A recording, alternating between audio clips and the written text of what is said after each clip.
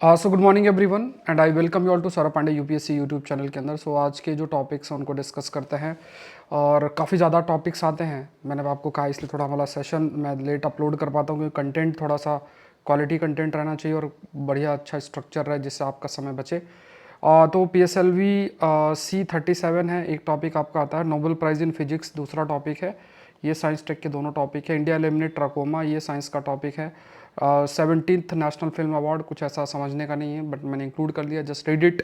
Transcription factor क्या होता है साइंस टेक का। Discovery of carbon dioxide on Pluto, Pluto का मून है कैरॉन, तो ये ज्योग्राफी साइंस टेक का है। Energy transition lesson from UK, तो IR से रिलेटेड टॉपिक है, एडिटोरियल में है। Indian textile and apparel sector vision 2030, तो ये भी एक महत्वपूर्ण टॉपिक है और ज्योग्राफी और इकोनॉमी के अंदर इंक्लूड कर सकते हैं। ग्लोबल डिजिटल कॉम्पैक्ट की बात करें, IR साइंस टेक का है। एल अल्फल जोन क्या है ये देखेंगे, तो ये भी एनवायरनमेंट का टॉपिक है। ओशन 24 स्ट्रेटजी का IR का टॉपिक है, ठीक है। तो ये सारे टॉपिक और फिर जो मेंस का क्वेश्चन मैं आपको देता हूँ। देखो, अगर आप इस कंटेंट को मैनेज करके नहीं चलोगे, बहुत स्ट्रिक्टली मैं बता रहा हूँ कि अगर आप नहीं करोगे और इसको सिर्फ पढ़ोगे कि ये करंट अफेयर के नाम से है, तो थोड़ा सा आपको थोड़ा नहीं बहुत परेशानी होगी। लास्ट में you will have the option to go for a shortcut, और शॉर्टकट का कभी कोई रिजल्ट नहीं होता, मन की शांति होती है, ठीक है। और मैंने कहा कि आउटपुट बहुत हाई है इसमें, ये मानकर मत सोचो कि करंट अफेयर्स सिर्फ है। आप इसमें ज्योग्राफी पढ़ रहे हो, एनवायरनमेंट भी पढ़ रहे हो, साइंस टेक भी पढ़ रहे हो, एग्रीकल्चर भी पढ़ रहे हो, है ना। मतलब सब्जेक्ट्स देख लो, जितने भी डायनेमिक टॉपिक है सब एक साथ पढ़ रहे हो। तो ये सब्जेक्ट अगर आप सोचोगे अपने स्टैटिक के साथ जोड़ जोड़ के पढ़ोगे तो आपका काम बहुत आसान हो जाएगा। मेरा काम भी यही है, जिम्मेदारी भी यही है कि अच्छा कंटेंट दिया जाए और आप उसको पढ़ते रहो, ठीक है। जो मतलब सीरियस एस्पिरेंट्स हैं मैं उनकी बात कर रहा हूँ। तो यहाँ है, ठीक है। ठीक है, सॉरी मैं मेंस का क्वेश्चन फ्रेम नहीं कर पाया आज, तो मैं कर दूंगा, है ना, मैं अपडेट कर दूंगा। तो आप अपने कोई क्वेरी है तो इस नंबर पे आप मैसेज कर सकते हैं। Saurabh Pandey UPSC Telegram channel है, उस पर आप अपने आंसर सेंड करें। एग्रीकल्चर ऑप्शनल का कोर्स हम लोग शुरू करेंगे 21 तारीख से, है ना। तो ये कोर्स मिस नहीं करना है। अभी भी आप दिसंबर तक अपना कर सकते हैं ज्वाइन, दिसंबर तक अपना कोर्स कंप्लीट कर सकते हैं, चाहे 25-26 की तैयारी कर रहे हैं। लेक्चर आपको 21 तारीख से मिलना शुरू हो जाएंगे। ओरिएंटेशन क्लास होगी, एग्रीकल्चर फिर किस तरीके से अप्रोच करना है, सारी चीज़ें उसमें आपकी रहेंगी। और ठीक है, तो ये सारी चीज़ें हैं। इसके अलावा आपको कोई भी क्वेरी है तो इस वेबसाइट पे आप विजिट करो, sauravpandeyupsc.com पे। ऑल कोर्सेज पे आपको क्लिक करना है, यहाँ पे सारे कोर्सेज ओपन हो जाएंगे, वहाँ आप जो कोर्स चाहो आप देख सकते हो। फिर उसके बाद ये आपका आ जाता है करंट अफेयर्स का है, ये 2 इयर्स का कवरेज होगा। तो इसमें देखो, हिंदू तो है ही, PIB, डाउन टू अर्थ, योजना, physics.org, हर चीज़ कवर्ड है इसमें। हिंदू के भी लेक्चर्स को मैं सब्जेक्ट वाइज कंपाइल करके डालूंगा, आपको बस वीडियो देखना है, जब टाइम मिले वीडियो देखो, PDF पढ़ो, that is more than sufficient. YouTube में जो सेशन होता है उसका सिर्फ आपको लेक्चर को सुनना है, कि थोड़ा सा मतलब सुनना है, नोट्स भी नहीं बनाना। नोट्स में पूरा जो कोर्स है उसमें पूरा रहेगा आपका, ठीक है। तो सब कुछ एक साथ आपको रहेगा, इधर उधर जाने की जरूरत नहीं। जनवरी 2024 से कवरेज रहेगा। सौरभ पांडे CSE ऐप आप लोग डाउनलोड कर लेना। चलो शुरू करते हैं, या कोर्स का लिंक आपको डिस्क्रिप्शन बॉक्स में होगा, नंबर भी दे रखा है, वो कोई क्वेरी है तो आप देख लेना। पहले देखते हैं, PSLV C37 रॉकेट री enters the earth atmosphere, ISRO ने कहा है। तो अर्थ एटमॉस्फेयर में री एंटर हुआ है। तो यहाँ पे पहली चीज़ तो याद रखना है कि इसका डेट देख लेना। कई बार देखो क्या होता है कि कॉपी पे जैसे कहीं से कोई डेट हम लोग करते हैं तो कोई फ़ॉन्ट का इशू आ जाए, कहीं कुछ आ जाए, तो वो कई बार टाइपिंग एरर या कुछ एरर आ जाती है, तो आप बिल्कुल बता सकते हो, है ना। कि अब जैसे क्या होता है कि न्यूज़पेपर में से मान लो ये डेट और कुछ कॉपी किया, तो कई बार इनमें ही रहता है, ये फ़ॉन्ट एक्सेप्ट नहीं करते वो, या कुछ ऐसा आ जाता है, बीच का एक शब्द गायब हो जाएगा, है ना। तो ये सब होता है कई बार, है ना। तो यहाँ पे देखो, फरवरी 15 2017 का है। उसके बाद कार्टोसेट 2D है। टोटल कार्टोसेट इसका मेन पेलोड है, जो ये सैटेलाइट लेकर ये गया था। 104 सैटेलाइट टोटल सैटेलाइट है। इसकी री एंट्री डेट थी अक्टूबर 6 2024, ठीक है। एक बार डेट चेक कर लेना, ठीक है। एज ऑफ अक्टूबर, यहाँ मतलब ये इन अक्टूबर 6 से ये री एंटर शुरू हो गया है। एंड ये देखो क्या है कि ये जो मिशन है ये भारत के स्पेस कैपेबिलिटी को भी हाईलाइट करता है। तो देखो बेस्ट पार्ट क्या है कि इसका आप नॉलेज कर सकते हो कि हम किस तरीके से मतलब हम स्पेस के कंटेक्स्ट में रेवेन्यू जनरेट कर सकते हैं। तो दूसरों के सैटेलाइट्स को लॉन्च करके अगर उस कैपेबिलिटी को हम अगर थोड़ा सा अच्छा कर दें और दिखाएं, तो वो आप मानकर चलो कि that capability will show us वो एक तरीके से हमें रेवेन्यू जनरेट करने के लिए बहुत हेल्प करेगा, क्योंकि अलग अलग देश हमसे कहेंगे कि हमारा सैटेलाइट को लॉन्च करो, हम लॉन्च करेंगे और हमें पैसा मिलेगा, उससे रेवेन्यू जनरेट होगा। ये एक तरीका होता है। अभी इसकी re entry north Atlantic ocean में होगा। ट्रैक कौन करेगा? यूएस स्पेस कमांड जो है। इसमें एक टर्म मैंने देखा नॉराड आईडी। अब देखो मेरा भी जब मैंने देखा, इसको रीड किया, मैंने कहा बाकी चीज़ तो पढ़े ही हो, पहले भी डिस्कस हुआ है, बट ये एक इंटरेस्टिंग है कि नॉराड आईडी क्या होता है। ये थोड़ा मेरे मन में आया, मैंने सोचा कि ऐसा यूपीएससी वाले जो है इस पर उनका दिमाग जा सकता है। ठीक है, तो यहाँ पे ये ऑर्बिट्स है, इनिशियल ऑर्बिट्स इसका ये है, डिकेड ऑर्बिट्स। ये ऑर्बिट मतलब जो घूमता है ना, ये जिस एरिया का चक्कर लगाता है। आप देखोगे पहले के टाइम पे, पहले के टाइम के अभी भी होता है कि गांव में जाओगे ना तो एक पेड़ होता है, पेड़ के ना लोग कई फेथ होता है, सेक्रेड ट्रीज होती हैं जिसे, है ना, बायोडाइवर्सिटी कंजर्वेशन में उनका एक महत्वपूर्ण। तो लोग क्या करते हैं, जैसे खासतौर से गांव की जो महिलाएं हैं वो है ना अपना जो भी पूजा है वो किया, फिर उसके चक्कर लगाती हैं आप, है ना, परिक्रमा बोलते हैं। कभी मंदिर जाते हो तो उसके आप परिक्रमा लगाते हो। ऐसे ही एक डिफाइंड पाथ में सैटेलाइट चक्कर लगाती है। तो ये ऑर्बिट्स की साइज दी है कि किस ऑर्बिट में वो मूव कर रहा है। इनिशियल ऑर्बिट जब वो गया तो ये ऑर्बिट ये था ऊपर वाला, और डिकेड का मतलब जब वो वापस री एंटर कर रहा है तो उसका ऑर्बिट ये है। ठीक है, जो रास्ता है। मॉनिटरिंग एजेंसी इसकी है ये ISRO space system for safe and sustainable space operation management जो इसका है। अब देखो यहाँ पे मैंने जो एक्स्ट्रा देखा जो इसमें मुझे लगा कि यार ये कुछ इंटरेस्टिंग है, हो सकता है आपने पढ़ा हो, मुझे बताना आप लोग। नॉरेड आईडी के बारे कि अच्छा नॉरेड आईडी क्या होती है, कि सैटेलाइट का नॉरेड आईडी है। तो इसमें देखो, इसमें ये सैटेलाइट कैटलॉग नंबर है। जैसे मान लो कि आपके स्कूल के अंदर रोल नंबर होता है ना, कि roll number 1, roll number 2, roll number 3, उस नंबर से आप जाने जाते हैं। यूपीएससी में एक नंबर होता है कि आपका ये रोल नंबर, अब ये नाम से मतलब नहीं, यूपीएससी आपके नंबर से जानती है, आपको रोल नंबर है ना उससे, कि अच्छा ये रोल नंबर है, क्योंकि नाम तो 4 लोग का सेम हो सकता है, तो नंबर से। तो इसी तरीके से सैटेलाइट्स को एक नंबर दिया जाता है, उसको आईडी दी जाती है, उसे नॉराड आईडी बोलते हैं। ठीक है, तो आपको याद रखना कि नॉरेड आईडी रिसेंटली न्यूज़ में थी, ये किससे रिलेटेड है? तो सैटेलाइट कैटलॉग नंबर है, इसे नॉरेड कैटलॉग नंबर भी बोलते हैं, और ये 9 डिजिट नंबर होता है। ये फैक्ट आप याद रखना, ये मैं आपको गारंटी दे रहा हूँ, पूरे यूट्यूब में सर्च कर देना, ये नहीं होगा, ये नहीं कवर किया होगा किसी ने, चाहो तो जाके आप देख सकते हो। तो यहाँ पे सिक्वेंशियल 9 डिजिट नंबर होता है, जो कि असाइन किया गया है यूनाइटेड स्टेट्स स्पेस कमांड के द्वारा, और प्रीवियसली से जो है मतलब पहले इसे North American Aerospace Defense Command NORAD देता था, इसलिए इसे नॉरेड आईडी बोलते हैं। एंड इसमें खास तौर से कोई भी लाइक जो भी आर्टिफिशियल ऑब्जेक्ट है जो अर्थ को ऑर्बिट करता है, सैटेलाइट भी एक आर्टिफिशियल ऑब्जेक्ट है जो हमने क्रिएट किया और वो अर्थ को ऑर्बिट करेगा, तो उसके बारे में हमें जानकारी हो। जैसे पहला नंबर स्पुतनिक को दिया गया है, ऐसी नंबरिंग जो है वो आपकी की गई। तो आप देखोगे वो पहले के लेक्चर मतलब पहले स्लाइड्स में उसके नॉरेड आईडी दे रखा है। नेक्स्ट देखते हैं, देखो ये बहुत इंटरेस्टिंग है, ये नोबेल प्राइज़ कल भी मैंने डिस्कस किया था, मशीन लर्निंग पे मैंने बहुत चर्चा कर रखी है। इस एरिया में आपको, क्योंकि एआई का ज़माना है, तो इस एरिया में नोबेल प्राइज़ इस बार मिला है। फिजिक्स की बात अगर किया जाए तो यहाँ पे इफ़ यू विल सी, तो इस बार जो नोबेल प्राइज़ आपका दिया है वो है जॉन हॉफील्ड एंड जियोफ्रे हिंटन जो है, इनको दिया गया है। और मशीन लर्निंग और आर्टिफिशियल न्यूरल नेटवर्क जो है उस फील्ड में आपका दिया गया है। तो यहाँ पे जैसे चैट जीपीटी एआई का एप्लीकेशन, चैट जीपीटी आप कंटेंट बहुत सारा देख सकते हो वहाँ पे। तो यहाँ पे machine learning, artificial neural network. Neural network शब्द का क्या मतलब होता है? हमारा ब्रेन में अलग अलग जो स्मॉल यूनिट अगर आप कंबाइन कर दो तो उसे हम न्यूरॉन जो है वो स्मॉलेस्ट यूनिट है, न्यूरॉन शब्द हम यूज़ करते हैं। ठीक है, उनको आप जोड़ोगे तो वो न्यूरल नेटवर्क बनता है। जब हम कोई भी आर्टिफिशियल सिस्टम या आर्टिफिशियल इंटेलिजेंस क्रिएट करते हैं, आर्टिफिशियल इंटेलिजेंस मतलब इंसान की तरह जब हम कोई इंटेलिजेंस सिस्टम क्रिएट करते हैं, तो हमारा दिमाग कैसे काम करता है? हमारा दिमाग उस जो ब्रेन में न्यूरॉन्स जुड़े हुए हैं उनकी जो वायरिंग है उस बेसिस पर हम इनपुट लेते हैं और उसके बेसिस पर हम चीज़ें आउटपुट देते हैं। तो neural network basically human mind को एक तरीके से मिमिक करना।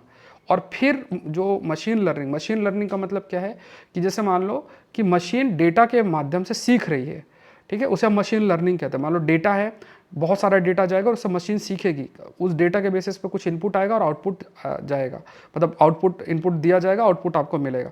तो मशीन सीख रही, दैट इज मशीन लर्निंग। और न्यूरल नेटवर्क का मतलब क्या है कि जैसे मैंने आपको बताया कि जो हमारा न्यूरॉन्स है उसका जो पूरा कनेक्शन है, आर्टिफिशियल वायरिंग और सब जो माइंड के अंदर मतलब जो आर्टिफिशियल नहीं मतलब जो ब्रेन की वायरिंग हो रखी है उसको मिमिक करना, मतलब उस तरीके से डेवलप करना जिससे कि मशीन लर्निंग के माध्यम से जो भी सिस्टम डेवलप किया जाए, मान लो एआई बेस्ड सिस्टम है, उसका जो आउटपुट हो वो ह्यूमन लाइक हो। ह्यूमन की तरह हो, तो इस एरिया में काम किया जा रहा है। तो ये क्या है कि ये एवरीडे जो एआई एप्लीकेशन उसका बढ़ गया। जैसे आज चैट बॉट होता है कि आपने कुछ क्वेश्चन पूछा, सपोज करो क्वेश्चन पूछा XYZ जो भी क्वेश्चन है वो आपने पूछा और एकदम आंसर आया। आपको मैंने एक टॉपिक पढ़ा ट्यूरिंग टेस्ट, ठीक है। ट्यूरिंग टेस्ट क्या होता है कि वो चेक किया जाता है कि यार जो है वो एकदम मतलब इंसान की तरह रिप्लाई आ रहा है कि नहीं आ रहा है। मैंने एक्सप्लेन करा ट्यूरिंग टेस्ट के बारे में।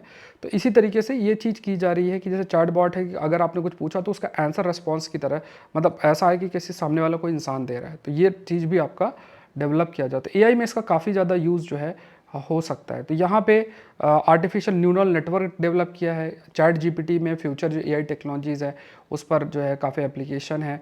अब यहाँ पे ये जो नेटवर्क आपका है आर्टिफिशियल न्यूरल नेटवर्क, ये पहले से इनिशियली से एनिमल ब्रेन के कंटेक्स्ट में हुआ था, अब ह्यूमन ब्रेन की तरह है।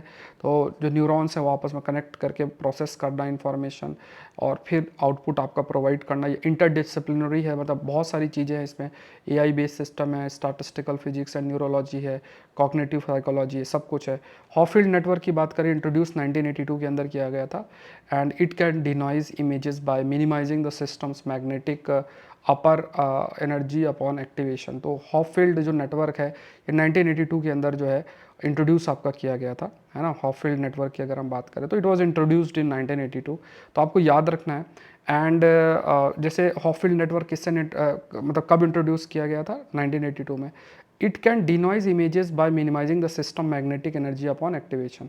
तो ये जो इमेजेस हैं, है ना, इमेजेस से रिलेटेड है डिनॉइज उसको करना, है ना। यहाँ पे by like minimizing the systems magnetic energy upon activation, मतलब कोई भी चीज़ है जैसे ही मैग्नेटिक एनर्जी के बेसिस में एक्टिवेट होके और सर्टेन डिस्टर्बेंस जो क्रिएट होता है उसको मिनिमाइज़ करना, तो उसके लिए हॉफील्ड नेटवर्क का इस्तेमाल किया जाता है। ऐसा थोड़ा सा ध्यान में रखना। इसी तरीके से एक बोल्ट्जमैन मशीन होती है जिसमें यूज़ होता है। तो हेटन और सेजनोवस्की जो है इन्होंने इसको डेवलप किया गया था।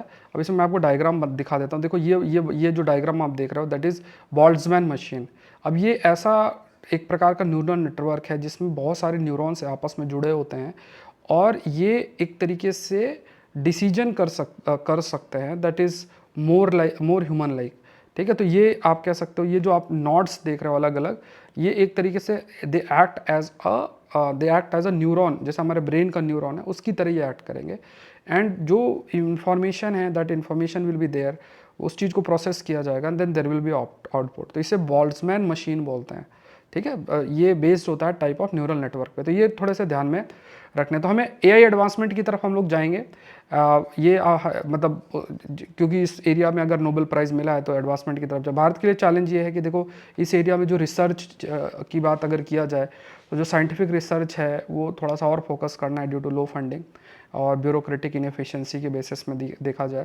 And technological opportunities risking missed है ना, टेक्नोलॉजिकल जो अपॉर्चुनिटीज़ हैं वो हम नहीं एक्सप्लोर कर पाएंगे। बेस्ट माइंड्स चाहिए इस चीज़ में काम करने के लिए, बट हमारे यहाँ बहुत सारी कंसिडरेशंस होते हैं, चीज़ें देखने होते हैं, पॉलिटिकल इंटरफेरेंस, ब्यूरोक्रेटिक इनएफिशिएंसी, बहुत सारी चीज़ें हैं। तो भारत में जो भी टैलेंट है नहीं मिलेगा तो बाहर चले जाते हैं, तो वो सब चीज़ें देखनी पड़ती हैं। बट कंट्री को आगे जो है बढ़ाने के लिए इट्स वेरी इंपॉर्टेंट कि यू नो कि जो टैलेंट हम उसको कैसे रोकें, खास तौर से रिसर्च और डेवलपमेंट के एरिया के अंदर वो एनवायरनमेंट दे। अब कोई भी अगर कोई भी मान लो कोई भी पर्सन इंडिविजुअल है, अगर उसको मौका मिलेगा हार्वर्ड ऑक्सफोर्ड तो वो वहाँ जाएगा, भारत के संस्थान को प्रेफर नहीं करेगा क्योंकि बहुत ही कम संस्थाएं जो टॉप 500 में आती हैं। तो ये सब चीज़ें मैटर ऑफ कंसर्न आपका होता है। इंडिया एलिमिनेटेड ट्रैकमो करके है। तो यहाँ WHO ने कहा है कि जो ट्रैकमो करके trachoma, I am very sorry, so trachoma जो है वो as a public health issue हमने उसको एलिमिनेट किया है। अब इस पे प्रश्न बिल्कुल बन सकता है। तो ये एक बैक्टीरियल इन्फेक्शन है, फैक्ट याद रखें किसकी वजह से किसकी वजह से ये कॉज होता है, तो बैक्टीरिया की वजह से होता है। तीसरी कंट्री है साउथ ईस्ट रीजन में जो कि इस माइलस्टोन तक हमने रीच किया है एंड यह अनाउंसमेंट अभी हमारा किया गया है। यहाँ पे ये भी कहा गया कि बहुत सारे जो स्टेप्स आपके लिए गए हैं, जैसे गवर्नमेंट लीडरशिप हो गई, हेल्थ केयर वर्कर्स का जो एक आप कह सकते हो कि जो एक रोल है वो एक महत्वपूर्ण है। उसके बाद धीरे धीरे हमने कई सारे पब्लिक हेल्थ इनिशिएटिव्स लिए, उससे चीज़ें काफ़ी इंप्रूव आपकी हुई हैं। तो एक तो आप ये देखो कि गवर्नमेंट की लीडरशिप है, हेल्थ वर्कर का कमिटमेंट है, सर्विलेंस प्रॉपर रखना, प्रॉपर डायग्नोसिस होना, और फिर हमने ट्राकोमा जो है उसको ख़त्म किया और फिर WHO ने हमें रिकॉग्नाइज़ किया। तो ये थोड़ा सा फैक्ट्स याद रखना। फिर ये जो ट्राकोमा है ये आप बैक्टीरियल आइड इन्फेक्शन है, किसकी वजह से कॉज होता है, दैट इज़ क्लामाइडिया ट्रैकोमैटिस बैक्टीरिया की वजह से कॉज होता है। इससे आई इरिटेशन, डिस्चार्ज और विजुअल इंपेयरमेंट जैसी चीज़ें देखने को मिलती हैं, मतलब सिम्टम्स होते हैं। तो ये थोड़ा सा मतलब सिम्टम्स याद नहीं रखने, किसकी वजह से कॉज होता है, दैट इज़ वेरी इंपॉर्टेंट। वो हमें कॉजल ऑर्गेनिज्म याद रखना, bacteria, virus, at least that we should no.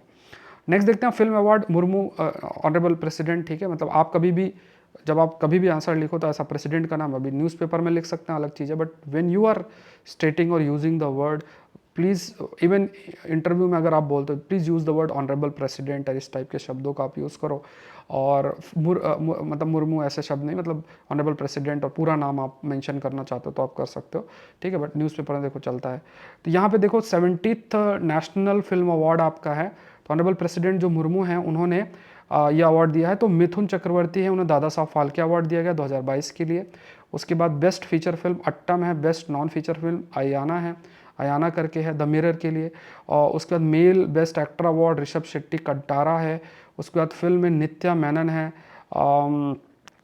ठीक है, तो यहाँ पे नित्या मेनन है, थिरुची त्रम आलम उसके लिए बेस्ट म्यूजिक डायरेक्टर, ये सब लिखा। Best book on cinema Kishore Kumar the ultimate biography, ये सब आपका दिया। तो ये थोड़ा सा मैंने ऐड किया, इतना याद रहेगा, बाकी और भी अवार्ड्स होते होंगे, तो अगर आपका इंटरेस्ट है तो आप देख सकते हैं। नेक्स्ट देखते हैं, ये एक टॉपिक आता है साइंस वाले पेज पब्लिश आपका हुआ है। मुझे अब स्क्रीनशॉट लगाना पड़ता है, ठीक है, कि आप में से इतने मैसेज आ गए सर, कई कहते हैं सर आप कहाँ से पढ़ा रहे हो, अब वो टॉपिक ही नहीं ढूंढ पाते। अब जैसे ये पूरा टॉपिक है, इसमें से मैंने देखा कि हमें क्या काम का है हो सकता है। बाकी चीज़ें देखो काफ़ी सारी चीज़ें रिपीटेड आती हैं, तो मैं वही बार बार चीज़ें बताऊं तो कोई मतलब नहीं है। तो एक नया चीज़ जो इसमें मुझे मिला है कि जो हमें पता होना चाहिए, वो मात्र 3 लाइन का मिला है, ठीक है, वो है ट्रांसक्रिप्शन फैक्टर क्या होता है। ठीक है, तो यहाँ पे एक टर्म आप याद रखो कि डीएनए से आरएनए जो बनता है उसे हम ट्रांसक्रिप्शन शब्द यूज़ करते हैं उसके लिए, और आरएनए से जो प्रोटीन बनती है तो उसमें जो इन्वॉल्व है वो आपका ट्रांसलेशन शब्द जो है वो हम यूज़ करते हैं।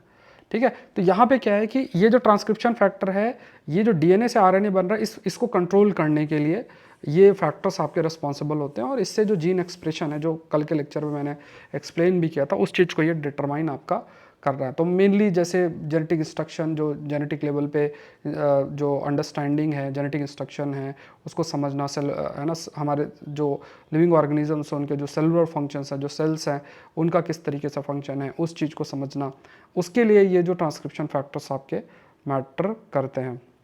नेक्स्ट देखो, यहाँ से मैंने एक टॉपिक जो पिक किया है, ठीक है, ज्योग्राफी और साइंस का दोबारा से एक टॉपिक आपका बनता है।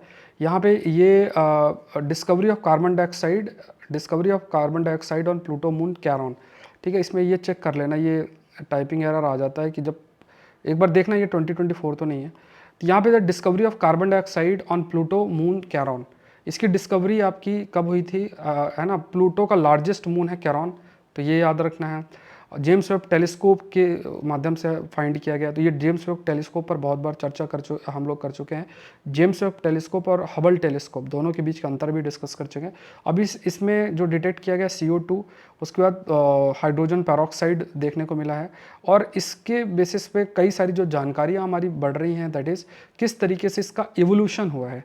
और ख़ास तौर से यहाँ पे एक टर्म और आता है, वो है दैट इज़ क्यूपर बेल्ट। ठीक है, क्यूपर बेल्ट क्या होता है ये जानना जरूरी है। तो क्यूपर बेल्ट ये क्या है, ये एक तरीके से आप ये देखो, ये पूरा एरिया है, अगर आप देखो कि एरिया बियॉन्ड नेपच्यून, ठीक है, एरिया जो है बियॉन्ड नेपच्यून की अगर हम बात करते हैं, तो जैसे यहाँ पे ये जो क्यूपर बेल्ट है, नेपच्यून के बियॉन्ड जो एरिया है उसे बोला जाता है क्यूपर बेल्ट। यहीं पे आपके प्लूटो प्रेजेंट है, और यहीं पे जो है आपका एरो कोथ करके जो है ये प्रेजेंट है। ठीक है, स्मॉल बॉडीज या, है ना, अब प्लूटो को तो प्लैनेट का दर्जा अब नहीं है ना। नेक्स्ट देखते हैं sunset for UK coal fired power lesson for India, ये टॉपिक आप देख सकते हो, दिस इज द टॉपिक, और पूरा इसमें की पॉइंट्स मैंने पूरे प्रिपेयर किए हुए हैं, तो उसको डिस्कस करते हैं। तो ये जो टॉपिक है ये एडिटोरियल से एक महत्वपूर्ण टॉपिक निकल कर आता है, और एनर्जी ट्रांजिशन आपके लिए बहुत अच्छा मेंस का प्रश्न बनेगा अगले साल। ठीक है, तो ये फैक्ट्स याद रखने हैं एनर्जी ट्रांजिशन के कंटेक्स्ट में। अच्छा, जैसे मैंने आपको बताया कि अगर आप प्रहार बैच का आप हिस्सा है तो फिर आपको नोट्स की कोई चिंता करने की ज़रूरत नहीं है। बट जो लोग भी अपना डिसीजन मेकिंग कर रहे हैं तो उनको मैं बताऊं कि नोट्स आपको सब्जेक्ट वाइज प्रिपेयर करना है। ठीक है, सब्जेक्ट वाइज प्रिपेयर करना है और उसको थोड़ा सा ध्यान में रखना है। फिर मैं आपको कह रहा हूँ कि अगर कई जगह पे हम लोग इन्फ्लुएंस्ड हो जाते हैं कि किसी थंबनेल में जो हिंदू भी लिख दिया, पीआईबी भी लिख दिया और एडिटोरियल भी सब 4-5 चीज़ें लिख दी, तो उसमें एक चीज़ भी ढंग से कवर नहीं होती। मैं आपको कह रहा हूँ एक चीज़ को अच्छे से कवर करना है, एक चीज़ को बहुत अच्छे से आप कवर करो। देखो मेंस में तो सब कुछ एक न्यूज़पेपर से ऑलमोस्ट कवर हो जाता है, लेकिन प्रीलिम्स में थोड़ा डाइवर्सिफाइड चाहिए होता है। बट अगर आप कोई पीआईबी भी करता है या कोई और डाउन टू अर्थ भी करता है और बहुत चीज़ें करता है, उसके लिए स्पेसिफिक फोकस चाहिए। एक सेशन में वो नहीं हो सकता है। इस चीज़ को समझने की आपको कोशिश करनी है। ठीक है, तो यहाँ पे ये टॉपिक्स को पढ़ना है, समझना है और जितना जल्दी आप स्टैटिक पार्ट को कवर कर लो तो फिर इसी कंटेंट को आपको सब्जेक्ट वाइज बाइफर्केट करके पढ़ना है। ठीक है, अब वो पुराना ज़माना नहीं रहा है कि उस ट्रेडिशनल पढ़ाई आपको करनी है। आपको एक मतलब जो थोड़ा राइट एप्टीट्यूड कैरी करते हैं, है ना, कॉलेज टाइम पे थोड़ी पढ़ाई की है, स्कूल टाइम पे पढ़ाई की है, तो वहाँ पे आपको बस एक चीज़ देखनी है कि एक डिफाइंड बुक्स हैं उनको आप पढ़ो, उसके बाद पैरेलली वीडियो लेक्चर्स को देखो, वीडियो लेक्चर्स को देखने के बाद फिर आपका कोई डाउट अराइज होता है तो आप डाउट क्लियरिंग सेशंस को करो, रिवीजन करो। ठीक है, रिवीजन करो और उसके बाद फिर आप थोड़ा सा सोच, टॉपिक के प्रति सोचो और फिर जब लिखने की बारी आती है तो वो फिर आप प्रीवियस ईयर क्वेश्चंस के माध्यम से करो, फिर आप टेस्ट सीरीज या कहीं राइटिंग कर सकते हो। ठीक है, अब उल्टा पुल्टा नहीं होता है कि आपने कुछ पढ़ा नहीं है फिर लिखना शुरू कर दो, बहुत सारी चीज़ें नहीं लिख पा रहे हो फिर परेशान हो जाओ, तो वो चीज़ देखनी है आपको। ठीक है, इस पर मैं कभी डिटेल में आपसे डिस्कस करूँगा। Energy transition lesson from UK face out, UK से के कंटेक्स्ट में से दिया है। तो ब्रिटेन जो है वो शिफ्ट हो रहा है फ्रॉम कोल, तो आपसे पूछा जा सकता है कि कौन सा देश है जो भी फेस आउट कर रहा है धीरे धीरे कोल को फेस आउट कर रहा है। तो अभी लास्ट कोल फायर्ड पावर मतलब कोल को बर्न करके जो इलेक्ट्रिसिटी बन रही है वो ब्रिटेन में भी लास्ट जो है वो क्लोज किया गया है। और यहाँ पे धीरे धीरे प्रयास किया जा रहा है ना, तो यहाँ पे धीरे धीरे प्रयास किया जा रहा है कि ट्रांजिशन करने का, मतलब they are moving from non renewable to renewable sources. अब देखो यहाँ पे कुछ चीज़ें की गई है, तो यहाँ पे 1952 में great smog of London face करना पड़ा था, एक प्रकार का पॉल्यूटेंट है। 1960 में एनवायरमेंट लेजिस्लेशन आया, 2015 में पेरिस एग्रीमेंट में ये कहा कि कार्बन न्यूट्रलिटी की तरफ जाना है। फिर उसके बाद 2023 में जो फेस आउट करने का प्रयास जो किया गया, 2023-2024 आप कह सकते हो, फेस आउट करने का प्रयास किया गया। ठीक है, तो यहाँ पे ये है ग्लोबल इम्प्लीकेशन। अगर देखा जाए तो ये जो कोल का फेस आउट किया जा रहा है तो यहाँ पे लाइक खास तौर से दूसरे देश भी इससे अफेक्ट, मतलब दूसरे देश भी चाहेंगे ऐसा करना, क्योंकि देखो भारत भी अगर देखोगे तो हम भी एक थर्ड लार्जेस्ट कार्बन एमिटर है, हम भी नेट जीरो एमिशन 2070 तक चाहते हैं।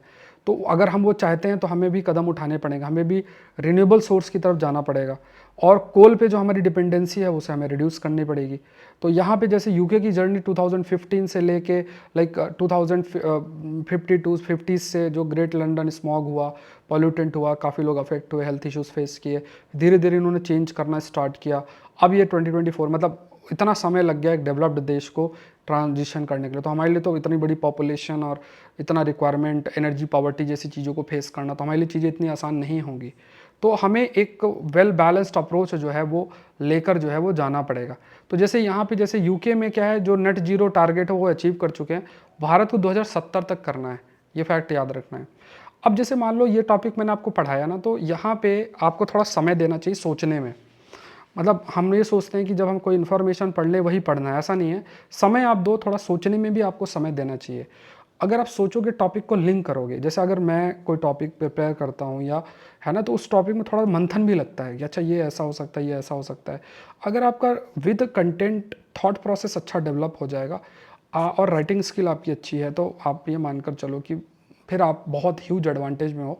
फिर आपको अच्छा, मतलब आपको बस एग्ज़ाम देना है अच्छे से और सिलेक्शन के चांसेस बहुत हाई हो जाते हैं। ठीक है, हिस्टोरिकल एमिशन एनालिसिस की बात किया जाए तो यहाँ पे यूके का बहुत ज़्यादा कार्बन फुटप्रिंट था पहले, क्योंकि देखो इंडस्ट्रियलाइजेशन हुआ था, फिर स्टीम इंजन्स और ये सब आए थे, कोल बर्निंग हुई थी, तो ये जम के इन्होंने कार्बन एमिशन किया, डेवलपमेंट अचीव किया, दूसरे देशों में राज किया, ये सब किया इसके। अब धीरे धीरे ये इनका सारा काम हो चुका है, तो अब ये जो है दोबारा से जो है रिन्यूएबल एनर्जी की तरफ जाना चाहते हैं। क्यों? क्योंकि इसका एनवायरमेंटल बहुत नेगेटिव इम्पैक्ट इनको फेस करना पड़ रहा है। तो यहाँ पे यहाँ पे जो लाइक जो ट्रांजिशन है, वो ट्रांजिशन हम धीरे धीरे यूके से सीख सकते हैं कि किस तरीके से ट्रांजिशन की तरफ हमें प्रोसीड करना चाहिए।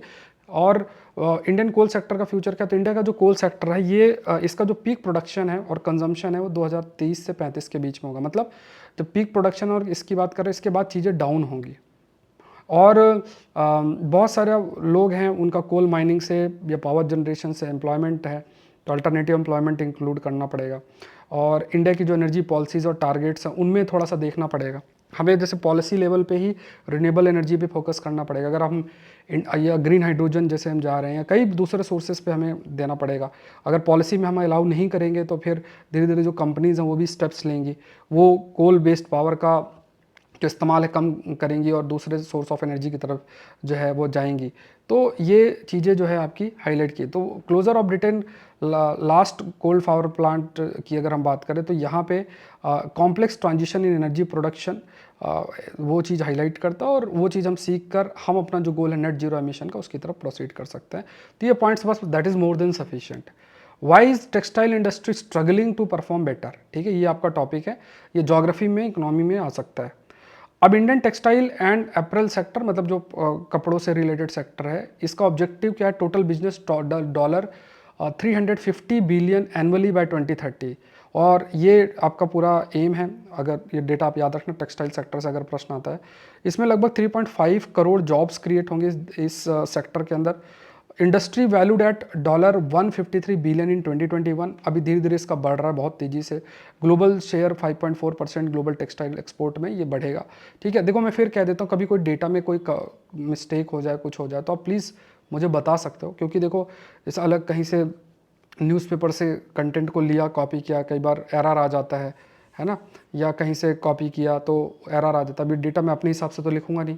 ठीक है, तो अगर कोई भी इशू कभी भी आए तो उस पर आप हाईलाइट कर सकते हो, मुझे मैसेज कर सकते हो, नंबर है। तो उसमें जैसे एक स्टूडेंट है, उन्होंने हाईलाइट किया कि सर इसमें ये चीज़ होती है, तो मैंने उस चीज़ को वो करके और फिर चेक किया उस चीज़ को।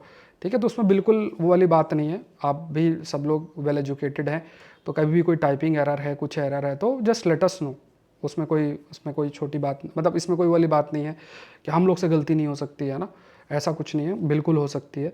और अगर गलती है तो वी हैव टू, मतलब अगर कुछ मान लो कोई नंबरिंग की गलती, ईयर की कुछ गलती है, तो वी कैन करेक्ट इट, अगर ऐसा होता है। बट बहुत रेयर होता है ऐसे। एम्प्लॉय की बात करें तो 105 मिलियन लोग डायरेक्टली इनडायरेक्ट तरीके से टेक्सटाइल सेक्टर में हैं। एक्सपोर्ट चैलेंजेस की बात करें तो जियो पोलिटिकल चैलेंजेस हैं, जो कहीं वॉर चल रही है, कहीं ऐसा। रॉ मटेरियल प्राइस भी हाई हो रहा है। इंपोर्ट ड्यूटी लगाई जा रही कॉटन पे ना, जहाँ भी हम जहाँ भेज रहे हैं तो कई हमारे जो टेक्सटाइल प्रोडक्ट्स जाते हैं तो इंपोर्ट ड्यूटी इम्पोज की जाती है।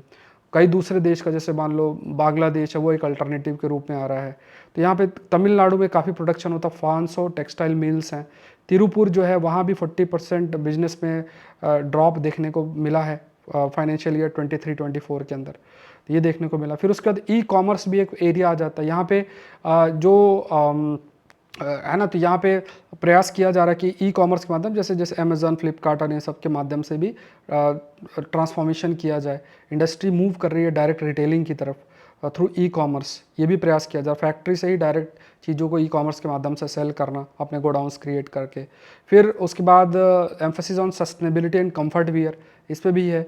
ब्रांडिंग करना, इंडियन ब्रांड्स हैं। अभी तो क्या होता है, भारत वालों ने बनाया, दूसरे वालों लेवाइस और दूसरे वालों ने अपना ठप्पा लगाया और उसको महंगे में बेचा जाता है। ऐसे कोई इंडियन ब्रांड्स क्रिएट हों, इंडियन ब्रांड्स जो है वो क्रिएट होंगे तो फिर वो उसका हमारा जो प्रोडक्ट है उसकी वैल्यूएशन बहुत रहेगी। तो यहाँ पे ह्यूज इन्वेस्टमेंट की हमें ज़रूरत है। इसमें लगभग 2030 में $100 बिलियन डॉलर की हमें इन्वेस्टमेंट की ज़रूरत है। प्रोडक्शन कैपेसिटी बढ़ाना पड़ेगा, उसको मशीनरी, स्किल्ड वर्कफोर्स की ज़रूरत है। ग्रोथ टारगेट की बात करें तो उसको हम अचीव कर सकते हैं। तो अभी क्या है कि बहुत सारे हमें कदम उठाने पड़ेंगे जिससे एक्सपोर्ट में जो डिक्लाइन है उसको मीट किया जा सके। रॉ मटेरियल का जो कॉस्ट है बढ़ रहा है उसको हम कम करें, और ई कॉमर्स की तरफ जा रहे हैं तो ई कॉमर्स को कैसे अडॉप्ट करें, उसको अडॉप्ट करके ये जो टेक्सटाइल सेक्टर है इसका ट्रांसफॉर्मेशन हम कैसे करते हैं उस पर फोकस करना जरूरी आपका बन जाता है। ठीक है, तो ये थोड़ा सा आप बाद में देख लेना। नेक्स्ट देखते हैं global digital compact advancing digital innovation in sustainable fashion. ठीक है। तो इसको थोड़ा सा देखते हैं। यहाँ पे एक टॉपिक हमने ऑलरेडी डिस्कस किया है, global future summit. High chance है कि प्रीलिम्स में इसमें प्रश्न आपके लिए फ्रेम हो सकता है। तो यहाँ पे क्या है कि ग्लोबल डिजिटल कॉम्पैक्ट, इसकी अगर बात करें तो यहाँ पे ये किससे रिलेटेड है, डिजिटल टेक्नोलॉजी के गवर्नेंस से रिलेटेड है। जैसे जो फ्यूचर टेक्नोलॉजीज़ हैं या खास तौर से डिजिटल टेक्नोलॉजी है वो गवर्न करना। डिजिटल टेक्नोलॉजी गवर्नेंस का मतलब क्या होता है, क्या रूल्स रेगुलेशन लॉ होने चाहिए जिसके माध्यम से जो डिजिटल टेक्नोलॉजीज़ यूज़ होती हैं उसको हम रन कर सकें। ऐसा नहीं कि अपने हिसाब से कुछ भी करें। एआई सिस्टम हम बना रहे हैं तो बस उसको डीप फेक, मिस इन्फॉर्मेशन या गलत तरीके से जो है वो हम उसको यूज़ करने के लिए फोकस करें, तो ऐसा नहीं हमें करना है। तो ये एक अभी जो पैक्ट है ये नॉन बाइंडिंग डिप्लोमेटिक इंस्ट्रूमेंट है फॉर डिजिटल गवर्नेंस। तो पहली चीज़ तो आपको याद रखना, ग्लोबल डिजिटल कॉम्पैक्ट का मतलब क्या है और ये कहाँ से ओरिजिन हुआ है। ये फ्यूचर समिट हाल में हुई थी, उससे ही इसका ओरिजिन हुआ जिस पर हमने पहले चर्चा कर रखी है। गोल क्या है कि डिजिटल टेक्नोलॉजी को रेगुलेट करना सभी के भले के लिए, और उसमें पहले यूनाइटेड नेशन कई सारे ऐसे कॉम्पैक्ट्स एग्रीमेंट्स हुए हैं उसके बेसिस पर ही हमने इसको भी डेवलप किया है। तो यहाँ पे ह्यूमन ओवरसाइट, ग्लोबल कोऑपरेशन, इस पर फोकस किया गया सभी देशों का कोऑपरेट करके। उसके अलावा independent international scientific panel AI के लिए डेवलप किया गया है। एआई गवर्नेंस पर एक तरीके से बातचीत के लिए ग्लोबल डायलॉग इस पर शुरू किया। एआई गवर्नेंस का भी यही मतलब है जो इस कॉम्पैक्ट के अंदर ही आ रहा है कि किस तरीके से रूल्स रेगुलेशंस लॉज के माध्यम से एआई को हम गवर्न करते हैं विश्व में, कैसे उसको रन करते हैं, वो उस पर फोकस करना। जो डिजिटल डिवाइड्स हैं, डिजिटल डिवाइड्स का मतलब जो डिजिटल टेक्नोलॉजी को एक्सेस कर सकते हैं, जो नहीं कर सकते, डिजिटल हैव्स और डिजिटल हैव नॉट्स, उनके बीच के डिवाइड को दूर करना, ख़त्म करना। ठीक है, डेटा को सब लोग एक्सेस कर सकें, डेटा एक्सेसिबिलिटी और गवर्नेंस पे फोकस करना। तो एक्सेस टू डेटा, उसका digital public good, open source software है। अब जैसे मान लो कोई चीज़ रन करनी है तो बहुत सारी चीज़ों की ज़रूरत होती है। ओपन सोर्स सॉफ्टवेयर क्या है कि एक जैसे अगर मैं ऐसे बताऊं, जैसे अगर आप बचपन में देखते होंगे, बचपन में क्या आपने आपके घर में बच्चे होंगे तो वो एक क्ले का डिमांड करता है, आर्टिफिशियल क्ले होती है ना, वो क्ले होती है और उससे आप कुछ भी बना सकते हो, फिर उसको बिगाड़ सकते हो, है ना। तो ओपन सोर्स सॉफ्टवेयर कुछ ऐसे ही होते हैं, वो एक तरीके से उसका स्ट्रक्चरिंग प्रॉपर होती है। अगर आपको उस फील्ड में अपना कुछ ऐप या कुछ यूज़ करना, उस पर आप चेंजेस करो और उसको यूज़ करो। ऐसे बहुत सारे ओपन सोर्स सॉफ्टवेयर अवेलेबल जो है वो होते हैं। तो open data, AI modes, open data भी अवेलेबिलिटी हो, बट वो डेटा भी ऐसे हो कि कंसेंट लेकर, जो डेटा प्राइवेसी है उसके लॉ को ध्यान में रखते हुए चीज़ हो। जैसे इस बार प्रश्न आता है डेटा प्रोटेक्शन के ऊपर मेंस में, हमने पहले डिस्कस कर रखा है। तो ये है। उसके बाद देखा जाए चैलेंजेस क्या है, तो यहाँ पे ओपननेस, पार्टनरशिप जो भी डेवलप किया जाए उस पर ओपननेस होना चाहिए।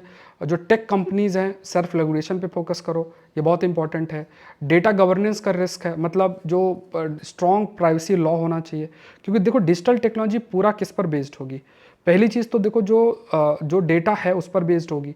जो डेटा है, मान लो हमारा आपका डेटा है, तो उसमें आपका प्राइवेसी लॉ बहुत स्ट्रांग होना चाहिए। अभी मैं अपना पर्सनल डेटा नहीं देना चाहता हूँ तो ऐसा नहीं कुछ भी बोल के ले लिया। और आपके पास पर्सनल और नॉन पर्सनल डेटा का कोई दिक्कत नहीं। पर्सनल और नॉन पर्सनल डेटा का डिफरेंस क्या है, पर्सनल डेटा जिसके बेसिस पे मैं आइडेंटिफाई हो सकता हूँ इंडिविजुअल, जैसे कोई भी चीज़, आपका नाम है ना, आपका जेंडर, आप कहाँ रहते हो, ये पर्सनल डेटा है। आपका प्रेफरेंस क्या है, इस टाइप का सारा। नॉन पर्सनल डेटा में क्या खाता हूँ, मैं क्या खाता हूँ, वो कोई मतलब ऐसा नहीं कि कोई उस खाने की चीज़ का नाम ले ले और नाम बता दे, बोले इसकी बात कर रहा है, ऐसा नहीं। तो नॉन पर्सनल डेटा आपको मार्केटिंग के लिए ठीक है। तो डेटा प्राइवेसी एक उसके लिए बहुत हाई, मतलब एक स्ट्रॉन्ग लॉ की जरूरत है, जैसे डेटा प्रोटेक्शन लॉ हमारे देश के अंदर हम फोकस कर रहे हैं। उसके अलावा जो टेक कंपनीज़ हैं उनको भी सेल्फ रेगुलेट करना पड़ेगा, क्योंकि सब कुछ उन्हीं के हाथ में है। वो कुछ भी करेंगे, वो कहाँ, कॉमन आदमी, हम ही को पता नहीं चलता कहाँ से क्या डेटा जा रहा है। सारा डेटा जाता है, आप फ़ोन पे कुछ बोल दो। अभी कुछ दिन पहले मैं क्या पता नहीं क्या बोला था कि यार हाँ कुछ ऐसे ही कुछ बोला था कि ये चप्पल नए लेने हैं और कुछ ऐसा कुछ था, तो वो एडवर्टाइजमेंट उसके आने लग गए। यूट्यूब में भी दिख रहा है, वो ऐप में भी दिख रहा है, मतलब वो गूगल में भी दिख रहा है। तो ये सब चीज़ें हैं, इसका मतलब आपका जो वॉइस है वो सब जा रही है, वो सब आप भी कभी इस चीज़ को चेक करना, ठीक है। उसके बाद यहाँ पे गवर्नेंस पे फोकस करना, corporate power, increase influence of corporation और गवर्नेंस। तो ये देखना इंटरेस्ट आप कैसे प्रोटेक्ट करते हो। एक तरफ तो कॉमन आदमी है जिसकी डेटा प्राइवेसी इंपॉर्टेंट है, और उसको आप एक एंटिटी के रूप में यूज़ करोगे और उसका, है ना, तो वो चीज़ हमें देखना है। तो एक तरफ आप कॉमन आदमी है, उसकी दूसरी बात कॉर्पोरेट है, तो कॉमन आदमी वर्सेस कॉर्पोरेट, तो कॉर्पोरेट का इंटरेस्ट को प्रायोरिटी आपको इतनी नहीं देनी, आपको देखना है कि बैलेंस कैसे करें, ये देखना है। फिर ये एक है। उसके बाद जो यूएन रोल्स एंड चैलेंजेस, तो यहाँ पे यूएन की बात करें तो यहाँ पे simplistic view on complex issues, जो भी कॉम्प्लेक्स इशू है उस चीज़ों को सिंपल रखना। आज के समय में जो डेटा है उसकी वैल्यू बहुत है, उसको देखना कि वो उसका डेटा प्राइवेसी और ये सब चीज़ें रहें। फिर उसके बाद जो डिजिटल गोल्स हैं उनको लिंक करना विद सस्टेनेबल डेवलपमेंट गोल, जो आपके 17 गोल्स हैं, 169 टारगेट्स हैं जो हम 2030 तक अचीव करना थे, तो जो भी डिजिटल गोल्स हैं उन दोनों को लिंक करना। कंक्लूजन में कह सकते हैं कि कॉम्प्लेक्स ग्लोबल गवर्नेंस है, तो यहाँ पे इसलिए ये चीज़ें आसान नहीं है, क्योंकि देखो जो भी डिजिटल टेक्नोलॉजी है वो बियॉन्ड फिजिकल बाउंड्रीज हैं। अगर आप इंटरनेट यूज़ करते हो, कुछ भी यूज़ करते हो डिजिटल टेक, आज मैं यहाँ बैठे बैठे यूएस के ऐप को यूज़ कर सकता हूँ, यूएस के ऐप मुझे सारी सुविधा दे सकता है, मुझसे पैसे ले सकता है। तो ये जो digital technology that is moving beyond territorial boundary, तो इसमें जो लॉ किसका अप्लाई होगा, आप खुद सोचो कि वो वहाँ बैठा हुआ है, अभी हमारे देश का लॉ वहाँ उसको तो अप्लाई नहीं होगा, तो वो जो बियॉन्ड बॉर्डर थी, इसके without collaboration it's not possible कि हम जो है चीज़ें कर सकते हैं। फिर कैपेसिटी बिल्ड करना, इसलिए देखो विश्व आजकल गवर्नमेंट्स भी क्या है कि बहुत जो गवर्नेंस के लिए देखो, अगर आप सरकारी गवर्नेंस की बात करो, गवर्नमेंट की बात करो, जो गवर्नमेंट कैसे गवर्नेंस करे, तो उन्हें भी बेस्ट माइंड्स चाहिए, टेक्निकल माइंड्स चाहिए। अब ये सीसेट टू सेट जो आपका टफ बना रहे हैं ना, इसीलिए कर रहे हैं वो, क्योंकि वो मैथ वाले इंजीनियरिंग वाले लोग ज़्यादा हैं। तो अगर वैसा एप्टीट्यूड है, सिलेक्शन मुश्किल हो जाता है। आईआईटी और इन सबसे कोई है तो वो यू विल फाइंड कि वो उनको इंटरव्यू में अच्छा मिल जाता है। आप डेटा मैंने आपसे शेयर किया है, वीडियो देखना, एक मैंने बना रखा है, उसमें अभी शायद 2023 के मेंस के बाद एक डेटा आया था जिसमें सारा आया था। उस डेटा में मानोगे नहीं, मोर देन 85 to 90% जिन्होंने इंटरव्यू दिया था उनका इंजीनियरिंग बैकग्राउंड है, बीएससी इन साइंस है या मैथ्स है। मोर देन 90% के आसपास की बात करो, किसी मतलब बड़े संस्थान ने इसको दिखाया ही नहीं। अगर वो डेटा लोग एनालाइज कर लेना, दे विल अंडरस्टैंड कि फोकस क्या है इनका। ठीक है, ये चीज़ आप अगर थोड़ा समझो बात को तो, और उस तरीके से हमको भी ट्रांसफॉर्म करना पड़ेगा। उसके लिए सीसैट एक बड़ा फैक्टर, नो डाउट, बट वो टफ बनाने का रीज़न ही यही है कि उस फील्ड से लोग आए। ठीक है, तो पूरा बहुत ही कॉम्प्लेक्स आप देख सकते हो, ये माइंड मैप है, आप देख लेना, रिवाइज कर लेना। उसके बाद ये पूरे पॉइंट्स हैं, देखो यहाँ पे एक चीज़ तो देखो, ये कॉम्पैक्ट है, थोड़ा छोटा आपको दिख सकता है। एक तो देखो ओपननेस पे फोकस करना है, ठीक है, टेक कंपनीज़ हैं उनको सेल्फ रेगुलेशन पे देखना है, डेटा गवर्नेंस पे फोकस करना है, कॉर्पोरेट पावर और कॉमन एस्पिरेशंस को देखना, यूनाइटेड नेशन चीज़ों को सिंप्लीफाई करना, data as a oil data है ना, उसके बाद एसडीजी गोल को डिजिटल इनिशिएटिव से जोड़ना है। तो ये फटाफट रिवाइज हो जाए। देखो ये कंटेंट मैंने फिर कहा आपको बनाने में ना मुझे टाइम लगता है, इसलिए थोड़ा सेशन हमारा लेट हो जाता है, बट मैं इससे देखो व्यूज़ और ये भी लॉस होते हैं, बट अब क्या करूँ कि अब ये ऐसा कंटेंट बनाना ज़रूरी है कि आपका समय बचे। आपका काम देखो लाइक बटन प्रेस कर दिया करो, है ना, आप देखते हो बटन प्रेस करने में आई डोंट नो क्या ही है, बटन प्रेस कर लो, फ्री में सारा कंटेंट मिल रहा है। ठीक है, तो इतना तो आप फीस के रूप में ही मान लो कि हाँ सर जो क्वेश्चन पूछ रहे हैं, क्योंकि देखो यूट्यूब का एल्गोरिदम वर्क करता है ऐसे ही। ये लॉन्ग टर्म है, आपके भी आगे के लोग जो है, क्योंकि हम लोग का काम तो यही चलता रहेगा ऐसे ही, तो लॉन्ग टर्म चीज़ें जो है कंटिन्यू रहे, तो ये सस्टेनेबिलिटी के लिए इंपॉर्टेंट है कि आप थोड़ा सा पार्टिसिपेट करो, छोटा सा रोल है, कहीं मौका मिले शेयर करो, लाइक बटन प्रेस कर दिया करो, सब्सक्राइब नहीं किया तो सब्सक्राइब कर दो, है ना। अगर आप अब मैं अपना काम ईमानदारी से कर रहा हूँ, आप जो है ये मन में भरा है कि ठीक है मिल जाए, क्योंकि मैंने बहुत सारे मैं आपको क्या बताऊं कि मतलब कई ऐसे एक्सपीरियंस होते हैं कि it's very difficult to convey everything, but चलो सब लोग अपना डाइवर्सिफाइड लोग होते हैं, अपना थॉट प्रोसेस होता है सबका, तो वो कोई बात नहीं, लेकिन हाँ आप एक रोल जो है वो ज़रूर से प्ले कर सकते हैं। चलो नेक्स्ट देखते हैं। अब ये एक टॉपिक है, यहाँ से मैंने एक टॉपिक निकाला है, एल एल्फल फल जोन क्या होता है। ठीक है, ये चिले के अंदर भी है, तो यहाँ पे मैं पहले आपको दिखा देता हूँ कि ये जो अल फल फा करके जो है ये क्या है, ये इस टाइप का प्लांट होता है, ये जो इमेज देख रहे हो ना, इसे लैकोर्ने भी बोलते हैं। आप यूट्यूब में सर्च कर लेना, ये टॉपिक किसी ने कवर नहीं किया होगा। ये पेरिनियल फ्लावरिंग है, ये ना ये लेग्यूम फैमिली फैबिसियाई से जो है ये आपका बिलोंग करता है, एंड ये एक प्रकार का फॉरेज क्रॉप है, मतलब जानवर इसको खाते हैं, इसलिए फॉरेज शब्द इसके लिए इस्तेमाल किया गया है। ज़्यादातर यूनाइटेड स्टेट, अर्जेंटीना और ये ऑस्ट्रेलिया, साउथ अमेरिका, इन जगहों पे जो नीचे मेंशन है, चिले, यहाँ पे आपका ये जोन पाए जाते हैं। अभी यहाँ पे स्पेसिफिकली अल्फल जोन जो है वो चिले का इमेज दे रखा है। ठीक है, तो ये फैक्ट्स आपको ध्यान में रखना है। अब इसमें भी ये बहुत अफेक्ट भी हो रहे हैं, मतलब because of the hotter weather, drought condition से इनका भी थोड़ा सा जो प्लांट्स हैं, अब इनका कंडीशन चारों तरफ अगर बदलेगी तो दे विल ऑल्सो, है ना, वो भी डेवलप मतलब ग्रो नहीं कर पाएंगे। वाटर कंजम्पशन की बात करें, जो वाटर कंजम्पशन फॉर अल्फल प्रोडक्शन की बात करें तो वो भी काफ़ी यूज़ करते हैं, बट पानी की अवेलेबिलिटी नहीं है, तो ये ग्रो नहीं सही से करेंगे। तो अभी यहाँ पे बहुत तरीके से इरिगेशन और क्रॉप मैनेजमेंट पे फोकस करना पड़ेगा, और ख़ास तौर से जो वाटर स्कैरसिटी है उसकी कमी, अगर बारिश नहीं हो रही, पानी नहीं है, तो जो वाटर की स्कैरसिटी है उसको भी कैसे डील करें वो भी देखना पड़ेगा। ठीक है, ये फैक्ट्स देख लेना। Russia China conduct joint naval patrol किया गया, तो ओशन 24 नाम से स्ट्रेटजिक एक्सरसाइज है, जॉइंट मिलिट्री एक्सरसाइज है नेवल और एयरफोर्स में रशिया और चाइना के बीच में, I think western Pacific ocean की तरफ है। और यहाँ पे नेवल ड्रिल होगा, naval drill sea of Japan पे होगा, और है ना, और इसमें दोनों कोऑर्डिनेट कोऑपरेट करेंगे, क्योंकि देखो अभी जो यूएस है और उसने साउथ कोरिया और शायद जापान के साथ मिलके और एक्सरसाइज कंडक्ट करता रहता है पैसिफिक ओशन में, तो इस ये जो है ये चीज़ डर पैदा करती है इन देशों के अंदर भी, जो आपके रशिया है और चाइना है, तो वो भी उसको काउंटर करने के लिए अपना भी एक्सरसाइज कर रहे हैं, तो ये एक मैसेजिंग वाली बात आपकी जो है वो आती है। ठीक है, एग्रीकल्चर ऑप्शनल की क्लासेस 21 तारीख से आपकी शुरू होंगे, नया बैच है, प्लीज़ मिस नहीं करना है ना। कोई क्वेरी इस नंबर पर आप मुझे मैसेज करो। इसमें आपको लगभग 450 पेजेस के हैंड रिटन नोट्स मिलेंगे, वीडियो लेक्चर होगा, उसके बाद लाइव आपका doubt clearing session, revision session होगा, पीडीएफ्स होंगे कंप्लीट। इस बार भी जितने भी मैंने पढ़ाया उसमें पेपर 1 और पेपर 2 का सारा जो कंटेंट दिया है उससे पेपर आया हुआ है। ठीक है, तो इसको कोई क्वेरी है तो इस नंबर पर आप मुझे मैसेज करो, आप मुझसे डायरेक्ट बात कर सकते हैं। प्रीलिम्स टेस्ट सीरीज़ जो है उसका नेक्स्ट टेस्ट जल्द आएगा। इससे मैंने 3 स्टडी मटेरियल अपलोड किए हैं, आज या कल में से 3 स्टडी मटेरियल और अपलोड हो जाएंगे, टोटल 300 पेजेस हो जाएंगे। 150 पेजेस के नोट्स हैं ऑलमोस्ट। मैं आपको 1000 से ऊपर पेजेस के नोट्स जो हैं वो प्रोवाइड करूँगा इसके अंदर, 1200 से 1300, जो कंप्लीट प्रीलिम से स्पेसिफिक होगा। ठीक है, अल्टीमेट है, तो इसको ध्यान रखना है। इसके बाद इथिक्स का कोर्स है, इस पर मैंने बता दिया है, अलग से शॉर्ट वीडियो भी डाला है, आप देख लेना। इथिक्स का पूरा 250 नंबर आपका होगा इसमें। ऐसे का कोर्स है, इसमें आप अपना इवेल्युएशन करा सकते हैं, ऐसे का पूरा टोटल 50 है। कोर्सेज़ के लिए saurabh-pandey-upsc.com पे जाओ, ऑल कोर्सेज़ पे क्लिक करो और इन पे क्लिक करके आप जो है ज्वाइन कर सकते हैं। इसके अलावा देखोगे प्रहार बैच है, तो ये करंट अफेयर्स का, ये भी हम 21 तारीख से शुरू करेंगे, सारे लेक्चर्स होंगे। इसकी पूरी जानकारी मैं ना शॉर्ट्स वीडियो के माध्यम से मैं डाल दूंगा, आप देख लेना। इस पर पूरा आपका जनवरी 2024 से the Hindu, PIB, down to earth हर चीज़ कवर्ड होगी। सौरभ पांडे CSE ऐप आप लोग डाउनलोड कर लेना। आज मैं थोड़ा क्षमा मांगूंगा कि मैं आई फॉरगेट टू, मतलब बहुत ही रेयर होता है कि क्वेश्चन मैं नहीं बना पाया, क्योंकि थोड़ा सा हम लेट हो गए, तो क्वेश्चन बना दूंगा मैं। आप कोई क्वेरी है, नंबर आपके पास है। इस सेशन का PDF आपके लिए टेलीग्राम चैनल है, वहाँ से आप डाउनलोड कर सकते हैं।